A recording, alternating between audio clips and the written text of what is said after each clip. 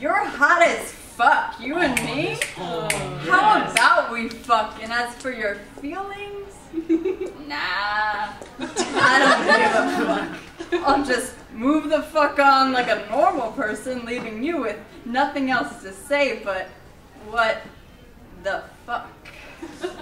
So here's my problem. Go ahead, call me old-fashioned, but when the fuck did love go out of fashion? When did it stop backing up the passion? Since beginning of man? Yeah, I'm aware, but tell me when it became normal not to care. Like 18? I'm sorry.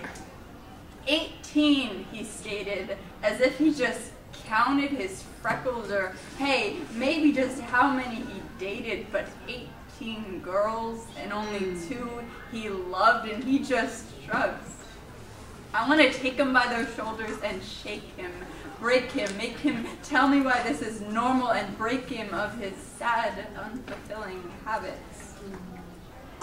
I am sorry if I like the idea of putting in before putting out, and I'm sorry if I like relationships, because in my mind they stand for strength instead of cowardice, so afraid to remain in another's bed for more than a day because it might hurt.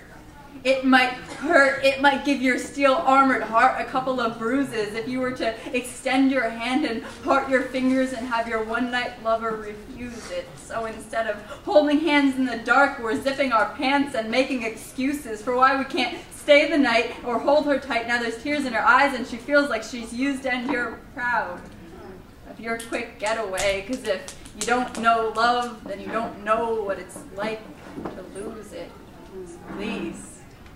Choke on your weak excuses, then cough them up and give them to me. Let's see what happens when we apply this logic to all of our actions, okay? So no more building houses because earthquakes exist, and no more stepping up to the plate out of fear that you might miss. This is sheer laziness, because houses take labor, and if you want a sturdy living space, then you have to work to build the right foundation. And if you're afraid of stepping up to the plate, then you'll never get your practice in, and you might miss a few times. One of these days, you're gonna knock it out of the park, circle the bases, and find your way home. Last year, after performing at an open mic, I sat down next to a boy who told me that my poetry gave him chills, and he wanted me, not for my face or for my body, but for my soul. And he didn't just want a piece of it, he wanted it as a whole, so I gave it to him.